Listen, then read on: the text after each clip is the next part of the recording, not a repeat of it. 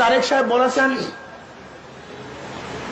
চাঁদাবাজ কোন বিএনপি থাকলে তাদেরকে ধরিয়ে পুলিশের কাছে দেন। আমি তারেক সাহেবকে বলবো,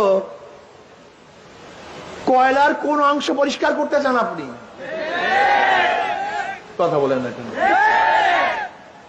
কয়লার কোন অংশ পরিষ্কার করতে চান? আপনি কয়লাকে যতই পরিষ্কার করতে চাবেন সব জায়গা থেকে কালোই বের হবে, কথা ঠিক না? আপনি দলের খাকে পরিষ্কার করতে চান, যাকে ধরবে সেই তো কালো, সেই তো চাঁদাবাজ।